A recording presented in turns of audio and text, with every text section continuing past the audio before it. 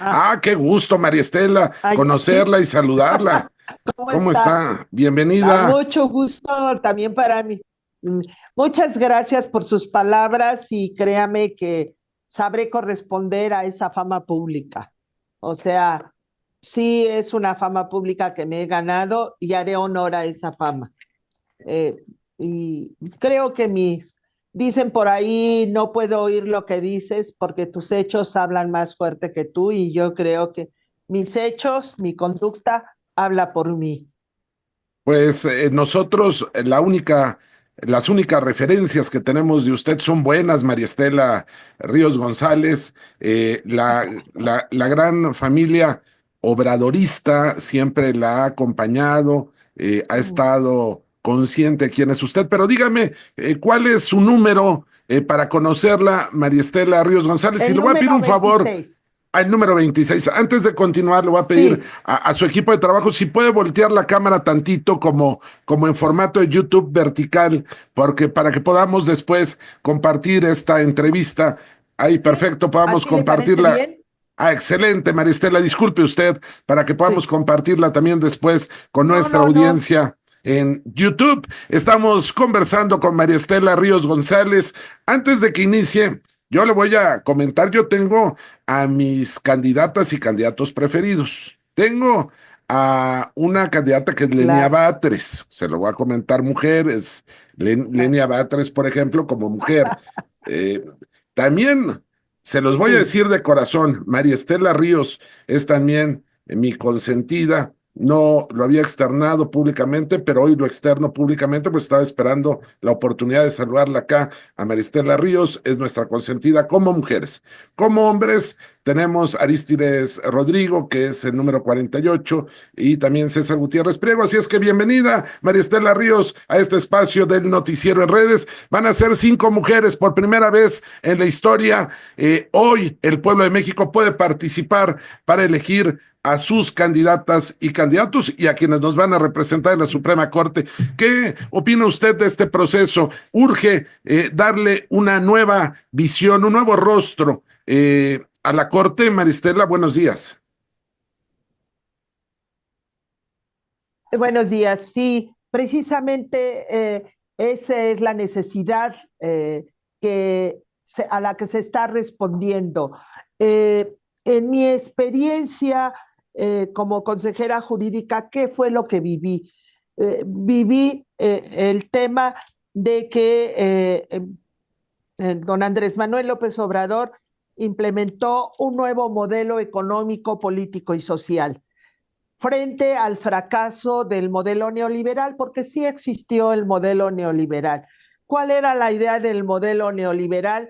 Y algunos teóricos así lo expresaban, que se junte las nubes arriba, o sea, el dinero se junte en unos cuantos y de ahí que caiga lluvia a los más desfavorecidos. No sucedió eso, toda la riqueza se fue acumulando. Yo me acuerdo que antes se hablaba de un 20% de ricos y un 80% de pobres, y ahora resulta que es un 1% de ricos y un 99% de pobres. Y ese modelo económico fracasó, ha quedado demostrado, el mundo está viviendo el fracaso de ese modelo. Y lo que hizo don Andrés como visionario que es, fue darse cuenta de la necesidad de ese cambio. Y entonces se hicieron cambios sustanciales para favorecer pues, a los más desfavorecidos, en función de que eso permite al sistema seguir funcionando. Si no hubiera esto, hubiera sido un caos. ¿Y qué se logró? Se logró una estabilidad económica, se logró reactivar el mercado interno, se lograron muchas cosas, se logró hacer efectivos derechos conforme al principio de progresividad que marca nuestra Constitución.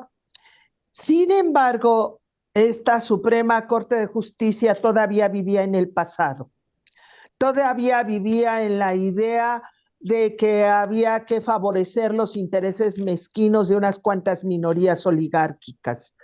Y eso fue lo que pasó. Y entonces se creó la necesidad de transformar ese poder judicial y convertirlo en un poder judicial con una nueva legitimidad. Y esa legitimidad ahora está basada en el voto popular, el voto de todos y todas nosotros. O sea, es un cambio de poder, o sea, del poder de las oligarquías al poder del pueblo, para poder elegir a quienes van a integrar el nuevo poder judicial. Es un cambio de paradigma, es inédito, pero México ha sido pionero en esos cambios. Nuestra Constitución de 1917 marcó un hito histórico y todavía está vigente esa Constitución y están vigentes los principios en que se sustenta nuestra Constitución. Un derecho social, un derecho que vela por los trabajadores, que vela por las mujeres, que vela por el derecho a la salud, el derecho a la educación. Entonces, todo eso que a lo cual el Ejecutivo y el Legislativo estuvieron anuentes a realizar ese cambio, pues el Poder Judicial, que todavía está ahora, se opuso. Y se opuso porque todavía estaba en la mira de ver hacia el pasado. Y hoy no estamos mirando hacia el pasado, estamos construyendo un futuro. Estamos en este presente, es un presente de cambio, de transformación, para un futuro mejor para todos nosotros y nosotras. Y esto implica la posibilidad de que podamos elegir a este nuevo poder judicial. Y en ese sentido, ¿ante quién tiene que responder ese poder judicial? Ante los ciudadanos y ciudadanas.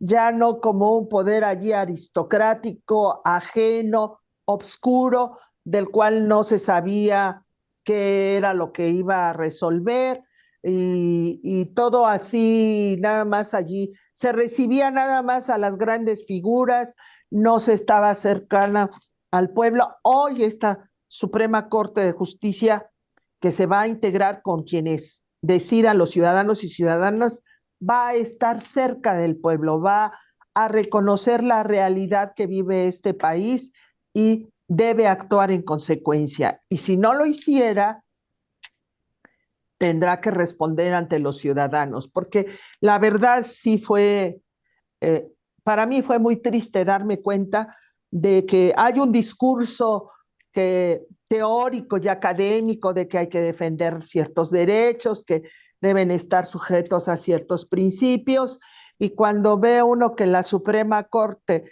decide a favor de unos cuantos, por ejemplo, en el caso de los vapeadores, en el decreto que se combatió, eh, que emitió don Andrés Manuel López Obrador, resulta que se privilegia la libertad de comercio por encima del derecho a la salud. Eso no es posible. O sea, jurídicamente no debió haber sido, porque inclusive conforme a las teorías modernas que hoy hablan de que hay que beneficiar a las minorías, estas no son minorías, estos son el poder fáctico que se impone a, a los derechos de las personas, del derecho a la salud, que es un derecho sagrado.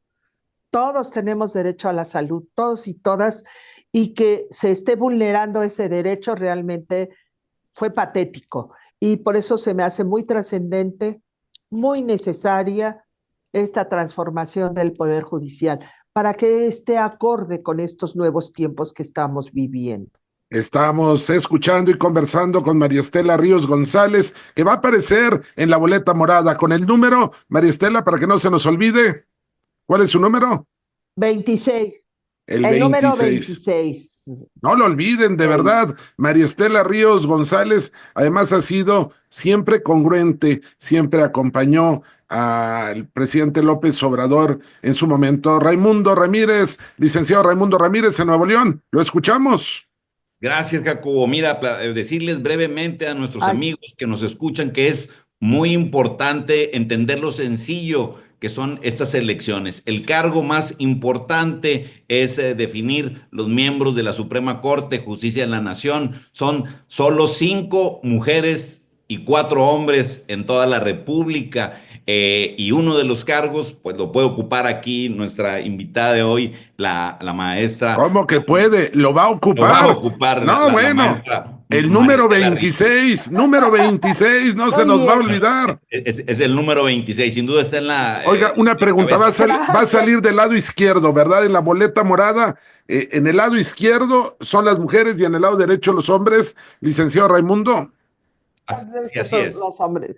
Dice, lado izquierdo, número A ver, que nos 26. aclare. Háganles, Sí. aclárenos, don Raimundo, por favor. Sí, Bueno, a ver, perdón, del lado izquierdo, porque del lado izquierdo está el corazón claro que sí, claro que y sí. vamos a actuar con el corazón. Oiga, Como maestra, dicen por ahí, con la cabeza fría y el corazón ardiente. claro que Dígame, sí. le Oiga, escucho. maestra, décadas tenemos de tener una justicia cara, elitista, desgastante, humillante, lenta, inaccesible. Sí, Dentro de sus propuestas, eh, sí, veo que usted está proponiendo resoluciones judiciales claras, sencillas. En esta vertiente, sí, ¿cuál sería su propuesta o cómo? Porque es una cuestión compleja, ¿verdad? De mi punto de vista, que pues ahora sí. estamos A ver, viviendo en por ejemplo, las campañas que yo le he visto usted misma en las calles cercana a la gente. ¿Cómo podemos lograr que no sean cuestiones legaloides, que nadie pueda entender y principalmente que todos los ciudadanos así es. tengamos acceso de una manera pues gratuita a la justicia? Sí, le voy a dar mi personal punto de vista. Se plantea el derecho, como a veces también a a otras profesiones, como si fuera un conocimiento muy elevado, muy exclusivo, al que solo pudieran tener acceso unos cuantos, y entonces eso crea un cierto elitismo, crea una cierta aristocracia, no solo los que saben derecho y los que hablan ese lenguaje jurídico lo pueden hacer. Sin embargo, yo creo que el derecho es algo que está en todas nuestras vidas, o sea, lo vivimos todos los días. O sea, desde aplicar, desde respetar y atenernos a las reglas de tránsito, eso es derecho.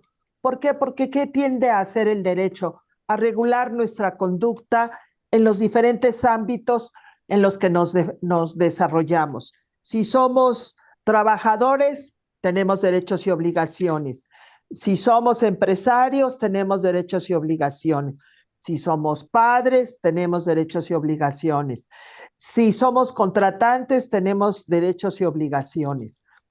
Y lo que pasa es que se hace aparecer al derecho como algo, como ya lo dije, como algo que nada más pertenece a unas élites. Y la idea es que se pueda hablar en un lenguaje sencillo que todos entendamos, en vez de usar eh, eh, cientos y cientos de hojas en las que se hacen resoluciones obscuras y que solo unos cuantos podrían entender, porque yo le confieso que a mí misma muchos momentos leía yo las demandas de controversias o de acciones de inconstitucionalidad y digo, bueno, pero esto no tiene ni pies ni cabeza, o sea, ¿qué es lo que quieren? Ni siquiera se sabía eso. Entonces debe haber un proceso lógico, racional, para elaborar esas sentencias, para que todo mundo las pueda entender y que sean en un lenguaje claro y no tan oscuro ni tan pesado. Eso por una parte. Y por otra parte, hay mecanismos ahora que pueden hacer más accesible el derecho a todos los ciudadanos. Y eso es también una pretensión. Está la escuela judicial, están diferentes instancias de la Suprema Corte en los estados, se puede aprovechar para brindar esa información. Es importante que todos los ciudadanos y ciudadanas nos apoderemos, nos apropiemos del conocimiento jurídico porque forma parte de nuestra vida. Y ese es un propósito que yo tengo, este, No uso un lenguaje muy abigarrado porque no me gusta ser muy clara y ese es el lenguaje que pienso utilizar para que todo el mundo lo comprenda y darle publicidad a una publicidad más clara y más amplia a las resoluciones, porque esas resoluciones impactan, quiérase o no, a todos y todas. Pongamos, por ejemplo, el tema del derecho a la salud. Aparentemente es un problema entre particulares que se oponen y lo que decide el gobierno de restringir la comercialización de los vapeadores. Pareciera que es un tema que nada más corresponde a esta empresa y al gobierno. No, nos corresponde a todos conocer y todos debemos apropiarnos del derecho porque forma parte de nuestra convivencia diaria. Entonces, ese es como el propósito. Lo he hecho desde siempre porque así fui enseñada. Yo tuve de maestro a un español que me decía que había que hacer las demandas en aquel entonces de forma clara y sencilla. Entonces, esa idea de hacer todo de manera clara, sencilla, en un lenguaje comprensible para todos y todas, es un compromiso que tengo y es una práctica que llevo a cabo. Y lo otro que también es importante, me parece que debe formar parte, sí, escuchar y ver. Esa idea de que la justicia es ciega, pues no es ciega, se hace la ciega. No, hay que ver y comprender la realidad en que estamos viviendo y entender que esta realidad requiere de reglas que pueden ser distintas de las que operan en otros países, porque nuestra realidad es una. O sea, sí compartimos situaciones similares, pero también tenemos diferencias fundamentales.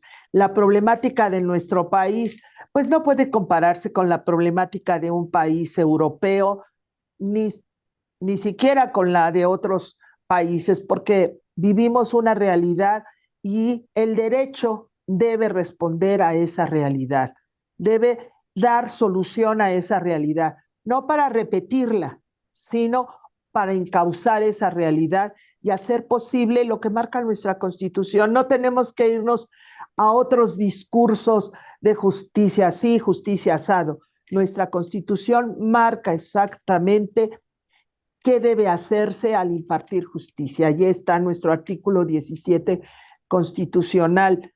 Si nosotros nos apegamos a lo que dice nuestra Constitución, que es la que plantea el modelo económico y social al que aspiramos vivir todos y todas los mexicanos, no vamos a tener ningún problema. Vamos a poder resolver cualquier cuestión de forma clara, sencilla, objetiva e imparcial y de manera independiente, como dice la Constitución, que deben actuar los juzgadores. Estamos escuchando a María Estela Ríos González. Ella es la número 26 en la boleta morada. Que no se nos olvide, del lado izquierdo, del lado donde está el corazón, del lado donde está la lucha, el número 26. Pero además está muy bien preparada la licenciada María Estela Ríos. Fue licenciada en Derecho, tiene maestría en Derecho Laboral, tiene estudios incluso de maestría en Ciencias políticas, profesora interina en la UAM, tiene una larga trayectoria de servicio también Maristela Ríos y siempre ha sido congruente. Adelante, don Raimundo, ¿alguna otra pregunta? Y después le vamos a dar paso a nuestros colaboradores para que hagan una entrevista muy breve, no se vayan a colgar, por favor, porque si no le quitamos mucho tiempo a Maristela. Adelante, don Raimundo. Gracias, Jacobo. Maestra María Estela, el sistema de justicia en México colapsó y usted no fue parte de ello. En esa vertiente, con este nuevo cambio constitucional, ¿qué se puede hacer desde la Suprema Corte? Por ejemplo, hablando de un tema, y me queda claro de la complejidad de que empieza los problemas en las fiscalías de los estados, pues yo creo que sobra decir del grave problema de las fiscalías de los estados, de los poderes judiciales de los estados. Y también lo que tenemos todos confianza que va a ser un cambio que también generó la necesidad de esta reforma constitucional en cuanto al nepotismo, a las redes familiares, a los fideicomisos, a los sabadazos. En esa pues vertiente, maestra, ¿qué se puede hacer desde la Corte, desde la Suprema Corte para lograr estos cambios que sin duda alguna pues van a erradicar de una manera importante la corrupción y principalmente la impunidad, por ejemplo, con el Tribunal de Disciplina Judicial? Sí, fíjese que realmente es muy importante y hay que poner mucha atención también a quién se elige para integrar el Tribunal de Disciplina, porque en mi experiencia, pues uno hacía, bueno, los jueces tomaban decisiones totalmente arbitrarias, fuera del derecho. En el caso de los fideicomisos, se concedieron amparos a sí mismo, concedieron amparos con efectos generales, cuando la naturaleza del amparo es muy clara que es relativa y que solo se aplicaba al quejoso. Bueno, hicieron barbaridad y media, nosotros hicimos denuncias de jueces y nunca prosperaron. O sea, siempre hicieron oídos sordos a eso. Y en este caso sí desempeña un papel muy importante el Tribunal de Disciplina y también es muy importante que se elija a gente honesta, comprometida y que realmente esté comprometida con erradicar la impunidad, porque fíjense, el tema a mi juicio no es la corrupción, en todos los países hay corrupción, el tema es la impunidad. Les decía yo, en otros países alguien es descubierto corrupto y bueno, en algunos países los lo, hay condena de muerte, en otros países los sancionan. Y en nuestro México se daba la costumbre que nada más los cambiaban de puesto. Yo creo que ahora sí tiene que hacerse un combate real a la impunidad, porque si no se hace, pues todo el mundo se siente legitimado a ser corrupto. Y también en la idea, hay que combatir esa idea que es muy importante de que para ser independiente hay que ganar mucho dinero, ¿no? Como si la independencia fuera una mercancía. Uno tiene independencia de criterio dada su formación académica, ideológica, o no lo tiene. Y entonces venir a decir, ay, me tienen que pagar para que yo sea independiente y me tienen que dar más que a los demás, eso es un absurdo. Nosotros siempre sostuvimos que la independencia de criterio no es una mercancía, que eso es a lo que obliga la Constitución, entendiendo que no es lo mismo la autonomía del Poder Judicial, que tiene su autonomía, se regula a sí misma con la independencia de criterio de los juzgadores, que eso tiene que ver con la formación profesional.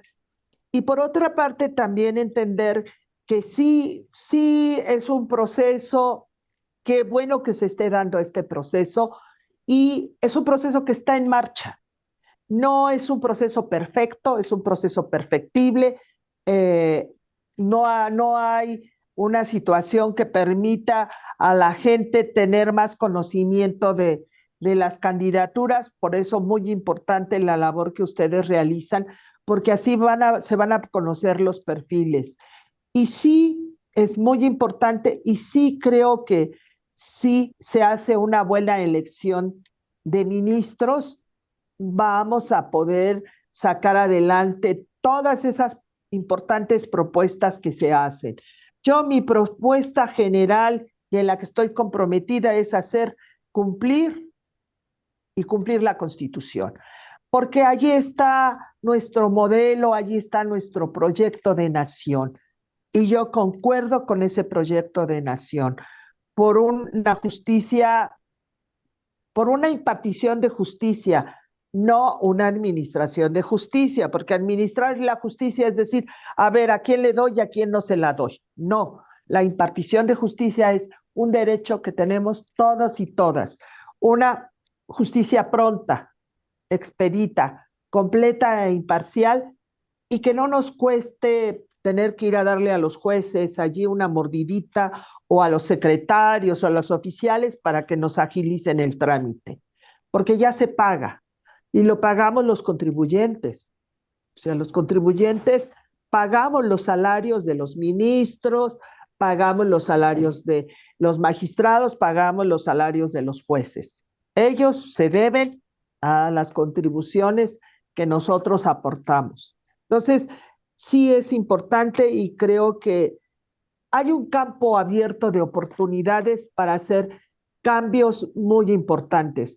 En el entendido que estos cambios no solo no corresponden a hacerlos como individuos, corresponde a hacerlos como institución.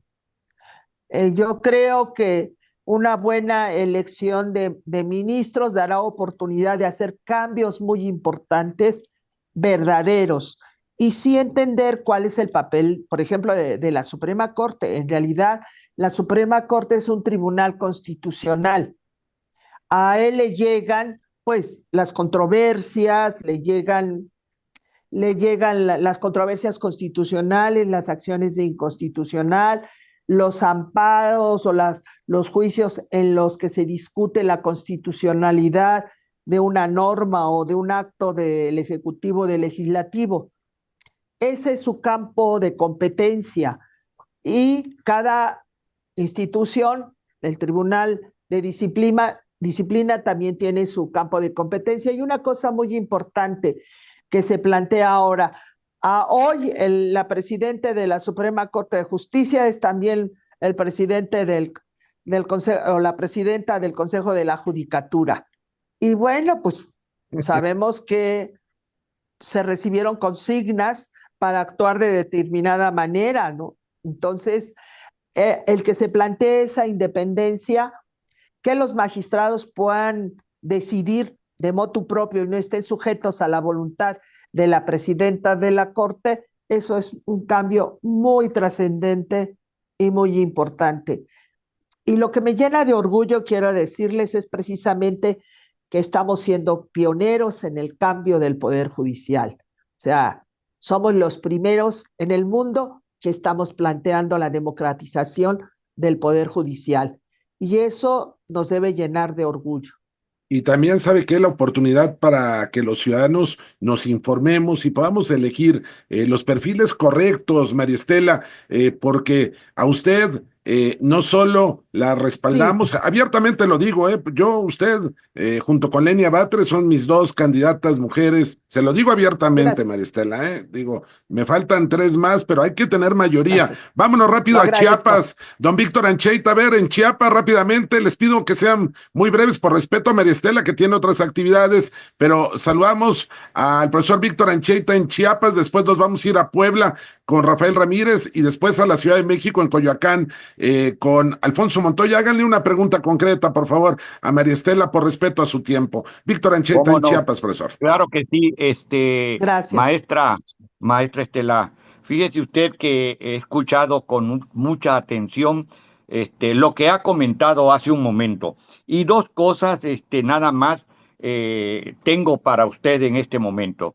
La primera es Sí, de que en algunos grupos políticos chiapanecos donde yo estoy inmerso, grupos políticos que están en defensa de la cuarta transformación fundamentalmente, a usted la tenemos en la lista.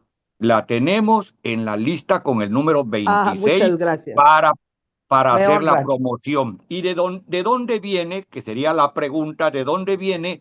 Pues viene de que usted colaboró con Andrés Manuel López Obrador, en las actividades de abogacía del gobierno, pero sobre todo algo que nos llamó la atención desde el principio y que no se ha mencionado es que usted formó parte de una terna que el presidente Andrés Manuel envió al Senado Así es. para poder ser seleccionada como ministra de la Suprema Corte. Ya todos conocemos que esa terna donde estaba el maestro Bernardo Batis, donde estaba usted y Loretta Ortiz, si no mal recuerdo, ya sabemos cuál fue el resultado, que fue Loretta Ortiz la seleccionada. Pero a usted nunca le quitamos el ojo de Sí, encima. Eso quiero comentárselo con respeto. Y el segundo punto, que no es pregunta, sino gracias. es una especie como de comentario adicional dicho con respeto. Usted acaba de decir que no es tanto el problema de corrupción, sino el problema de impunidad. Y yo le quiero comentar que en los Sí, procesos de los grupos donde nos estamos desarrollando, nosotros consideramos que son los dos aspectos similares e igualmente difíciles de combatir, que es la corrupción y la impunidad en el ejercicio de la Suprema Corte de Justicia de la Nación y en el ejercicio de todo el sistema de justicia de nuestro país. Entonces, esas dos cosas, teniendo la oportunidad de don Jacobo que me ha dado, quería comentárselos al respecto y remato diciendo lo que acabo de decirles con todo respeto, con respecto a lo de la corrupción y la impunidad, y el otro punto es de que sin conocerla, nosotros ya desde hace varios días la tenemos en la lista para promoción, pero usted no nos lo está pidiendo ni nos lo ha pedido, pero muy en nuestro corazón, en el grupo, tenemos a usted, a Lenia Batres, y ya tenemos también a las otras tres, que no lo digo en este momento porque no estoy autorizado, pero que también Muy están bien. dentro de esa terna. Gracias, don Víctor. No sé si quiera comentar algo, la profesora sí, María. sí, les voy a explicar por qué el tema principal es de la impunidad. Porque se vuelve como, dicen, si el de arriba roba, el de abajo también, ¿no? Mm. Y entonces se vuelve una cadena. Ahora, también quiero decirles que si bien es cierto que existe la corrupción, también yo he encontrado en la administración gente honrada y gente muy competente y muy comprometida. O sea, no es bueno generalizar porque la mayoría de nosotros, los mexicanos y mexicanas, somos gente honesta, somos gente trabajadora, somos gente comprometida. Lo que pasa es que se infiltra el cáncer de la corrupción y no se combate. ¿Y cómo se podría combatir con sancionar a aquellos corruptos? Por eso, por ejemplo, don Andrés Manuel estuvo muy involucrado en el compromiso de que la gente que hizo fraudes en Segalmex, yo recuerdo, pudiera ser sancionada, porque era una muestra de que se descubre la corrupción y se combate. Porque si no, de arriba y si no se da el ejemplo de que quien es corrupto recibe una sanción, se generaliza la corrupción y pues todo el mundo se siente con derecho. Digo, eso de que hay que se puede robar, pero nada más tantito, o ese lema de que el que no tranza no avanza, pues se vuelve como reglas de conducta y eso es lo que hay que combatir. Y creo sí que hay que sancionar a las personas corruptas, hay que investigar y si son corruptas hay que sancionarlas eficazmente, porque eso también es un ejemplo de que realmente se está combatiendo la corrupción. Si no, les digo, yo recuerdo las acusaciones de tiempos antiguos en que se acusaba a alguien de corrupto, ah, sí, qué bueno, y nada más lo cambiamos y lo ponemos en otro puesto, y a veces hasta lo premiábamos, se premiaba a ese corrupto. Tenemos que acabar con eso. Si se descubre que es corrupto, fuera de la administración, lo primero, fuera de la administración pública, fuera del poder judicial, porque la gente recibe buenos salarios y no quiere decir que por ser pobre se tenga que ser corrupto, porque ese es el otro discurso que yace allí. O sea, los ricos son honrados todos porque tienen harto dinero y los pobres son corruptos todos porque tienen poco dinero. No es cierto, eso es falso. El que es corrupto porque obtiene ventajas indebidas. Y eso es lo que hay que combatir. sí, sí creo que es un problema de la corrupción, pero también hay que entender porque desde fuera nos acusan de corruptos como si allá en otros países todo fuera muy lindito y no hubiera corrupción. Sí la hay también, sí la hay. Y entonces no, o sea, sí combatámosla, pero no dejemos que nos cuelguen sanbenitos de que hay en México todos son corruptos, en México todos son criminales, en México la violencia está que arde, porque ese es un discurso que nos lastima nuestra manera de ser. Ni somos violentos, ni somos corruptos, ni eso. Sí hay, digo, es como un cáncer, pero no quiere decir que toda la sociedad sea corrupta, ni quiere decir que todos somos violentos, ni quiere decir que todos seamos narcotraficantes. Claro. Es, y no debemos aceptar esos calificativos, debemos rechazarlos. ¿Por qué? Porque la mayoría de nosotros somos gente honrada, somos gente pacífica, gente que luchamos por nuestros ideales y qué bueno que lo hagamos y no nos metemos en situaciones en las que no corresponde. Entonces, yo sí creo que debemos ir haciendo a un lado esos calificativos porque no somos en general. Sí lo hay, pero no todos. Y sí hay que combatirla. Eso sí, y Están, hay que poner ejemplos. Así lo hizo don Andrés, ¿eh? así es, y estamos Su escuchando a María, principal ocupación fue combatir. la corrupción y lo Ya. hizo de frente. No, este es un privilegio estar escuchando a María Estela Ríos González. Es la número 26 de la boleta morada. El tiempo nos apremia. Hemos rebasado los 30 minutos por respeto a ella. Le voy a pedir a don Rafael 30 segundos, don Rafael, nada más un comentario, a don Alfonso Montoya 30 segundos y después con don Raimundo Ramírez para cerrar. Discúlpeme, María Estela, le pido, le ofrezco una disculpa a nombre No, de todo no, el no, lo noticiero en redes. entiendo. De verdad es un privilegio escucharla a usted. Está en nuestra lista, María Estela, pero además en esta lista para que el ciudadano esté bien Gracias. informado, porque decimos, a ver, apoyemos a María Estela, la número 26, pero hoy nos está dando más ¿Pero argumentos al por qué? escucharla. Claro, porque decimos, apoyémosla, pero este es el porqué al escucharla. Rafael Ramírez en Puebla, 30 segundos, muy breve, por favor. Pues ya escuché a María Estela Ríos Ah, González que está dispuesta a hablarnos con con no un lenguaje técnico jurídico, sino que va a estar al nivel del pueblo para que seamos y podamos entender, porque desgraciadamente los ministros y lo que están en el Poder Judicial, a veces cuando hablan en esos términos jurídicos no nos queda bien claro. Y qué bueno que usted va a estar a ese nivel del pueblo. Y también, yo le pregunto que usted siempre estará dispuesta a defender los recursos naturales como los recursos energéticos, porque el Poder Judicial siempre se hicieron por los supuesto. dormidos y nunca defendieron Sí. a la nación de esos robos y de ese entreguismo. Esa es mi pregunta, que siempre estará dispuesta para el pueblo. Sí, rápidamente y agradezco que me hayan dado la oportunidad, pero ya saben, las mujeres siempre tendemos a hablar de más. Pero qué bueno que me dan esta oportunidad. Sí, por supuesto.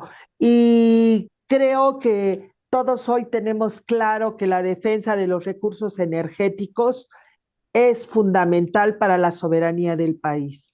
Lo que acaba de suceder en España, en Portugal y parte de Francia nos muestra que la acción de defensa de los recursos energéticos, de los recursos minerales, de la soberanía energética del país es la mejor respuesta que hay. Y desde luego, porque eso también lo marca la Constitución.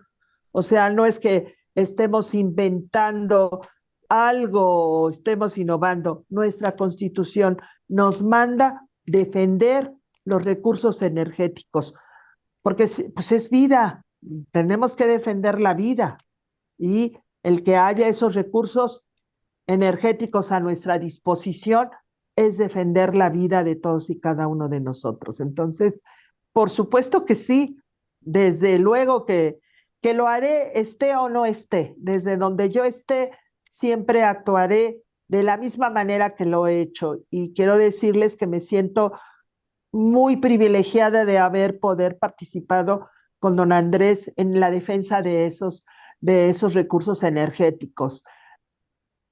Es un orgullo, Gracias. es una bendición para mí haber formado parte de ese proceso y desde donde yo esté, lo voy a seguir haciendo. Mi voto Excelente. será para la número 26. Ya lo decidió usted en Puebla, su voto para la Tiene una, 26. ya, sí, número 26 Bueno, para María Estela Ríos González. Claro que Gracias, sí. déjeme ir rápido a Coyoacán, el tiempo nos apremia. Don gracias. Alfonso Montoya en Coyoacán, aunque sean 30 segundos, por favor, don Alfonso. Buenos días a todos, maestra, muy buenos días y además aprovecho por su tiempo y rápido la felicitación por el gran trabajo que hizo usted al lado del mejor presidente de la historia de México. Estuvimos muy al pendiente de su trabajo y reitero mis felicitaciones. Y rápido, hoy a 8 columnas, el periódico La Jornada saca la nota culpa a Sheinbaum a Cedillo de la mayor crisis del país. Sabemos que esta crisis viene precedida de un plumazo autoritario y dictatorial del cambio de todos los ministros del Poder Judicial. La pregunta expresa que estamos a un mes de la elección de los jueces, ministros y magistrados del Poder Judicial. ¿Es el principio del fin de esta crisis o es el fin totalmente de esa crisis que fue generada por este expresidente? Yo creo que estamos en un proceso de transformación y los procesos de transformación me parece sí pueden tener un principio y pueden tener un final cuando ya se estabilicen todas las situaciones, porque así se vive la historia, grandes procesos de transformación, luego una estabilidad y llegamos nuevamente a otros procesos. Hoy estamos viviendo un proceso de transformación muy importante y les digo yo, no solo en México, en el mundo. Y cómo ese proceso se dé, saben de quién va a depender, de todos y cada uno de nosotros.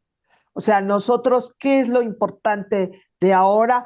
Que no somos sujetos pasivos de la historia. Todos y cada uno de nosotros, cuando emitimos nuestro voto, nos convertimos en sujetos activos de la historia y de esa transformación. Entonces, creo que estamos dando el camino. Decir, ya es el fin, creo que no. Estamos en un proceso. ¿Es el principio? Tampoco, porque ya se comenzó desde el sexenio pasado. Estamos en ese camino, en ese proceso, y todos y cada uno de nosotros, la gente de mayores, los jóvenes, todos tenemos que participar, es nuestro derecho, lo hemos conquistado, lo hemos ganado y hay que ejercerlo. Y por eso hay que estar bien informados. También es cierto que el proceso está así, se ve todo enredoso, la verdad, pero por eso es importante que participemos con mayor cuidado. Y sí, estamos en el camino y vamos hacia adelante. A mí me gusta mucho esa idea que nos plantó don Andrés Manuel López Obrador. No somos colonia, no somos protectorado, somos ya ciudadanos mayores de edad. No necesitamos que alguien más nos venga a decir qué hacer, porque nosotros sabemos cómo hacerlo y sabemos cómo renovar a ese poder judicial. Y vamos en el camino y ahí, y es un proceso que se está dando. La estabilidad, ¿cuándo se dará? Pues quisiera saberlo, pero Maestra, estamos en ese camino y todos debemos participar. Así. maestra, Gracias. confiamos y estamos seguros que vamos con esta reforma constitucional a tener una corte más humana, más cercana a la gente y que imparta justicia social desde mi particular punto de vista. Estoy seguro que usted tiene las credenciales para ocupar el cargo de ministra de la Suprema Corte. Le agradezco muchísimo a la maestra María Estela Ríos con la boleta número 26 morada, candidata a la Suprema para ministra a la Suprema Corte de Justicia de la Nación. Y este próximo domingo, 1 de junio, hay que acudir todos a las elecciones judiciales para esta reforma histórica y trascendental. Y yo lo quiero decir con todas sus letras, es un privilegio de verdad recibirla a usted. Gracias por habernos acompañado, María Estela Ríos. La vamos a buscar en alguna actividad pública que usted desarrolle, porque queremos acompañarla a usted. Claro, sí. Es de pueblo, y el pueblo está con usted. Quienes estuvimos en la lucha siempre, don Alfonso Montoya gritando, diciendo fuera jueces corruptos, diciendo que urgía limpiar el Poder Judicial. Hoy le decimos gracias a usted, María Estela Ríos, por haber estado en el noticiero en redes. ¿Algo más que se agregar? Vamos a compartir esta entrevista después, porque algunos dicen que no lo escuchaban bien. Lo vamos a repetir las veces que sea necesario. Que conozcan a nuestra número 26, que va a salir en el lado izquierdo de la boleta morada. Gracias, María Estela. Muchas gracias a ustedes y haré honor a mi palabra. Maravilloso. Gracias. Un privilegio, María Estela, de verdad. Gracias, maestra. Gracias. Un saludo. Muy bien, gracias al licenciado Raimundo Ramírez. Gracias.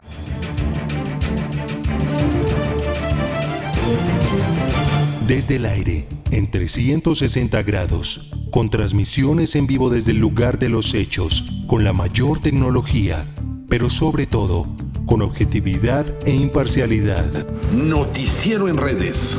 Honestamente, te informamos.